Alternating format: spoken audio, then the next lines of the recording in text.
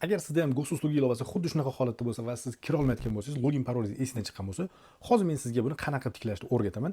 Videoni oxirigacha ko'rib, Rossiyada qiynalib yurgan do'stlaringizga jo'natib qo'ying. Premyerani kattasi ertaga chiqadi.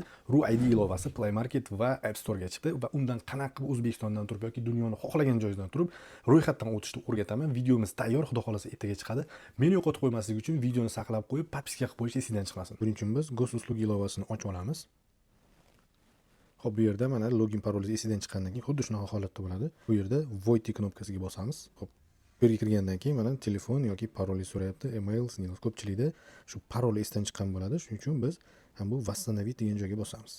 Shu joyga e'tibor berasiz. Bu yerda восстановление qilayotganingizda telefon raqamingiz va email pochtangiz bilan восстановить bo'lmaydi. Faqat снилось qo'shasiz. Mana nomer снился degan joyda снилсingizni yozishingiz kerak bo'ladi.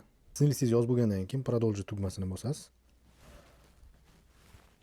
Bu yerda yana shunaqa harflar chiqadi. Agar rosa o'qib olmasangiz, прослушать bossangiz, u bitta sizga yetib beradi.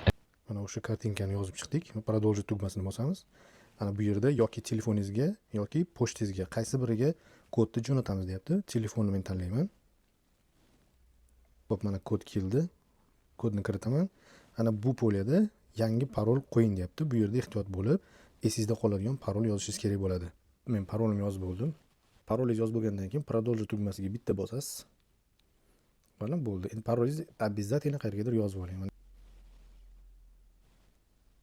Login parolingizni to'g'ri terganingizdan keyin yana bitta bunaqa oyna chiqadi. Bu yerda yana o'sha kartinkadagilar yozishingiz kerak bo'ladi. Xo'p, bu yerda endi telefoningizga yana bitta kod keladi. Kelgan kodni kiritasiz.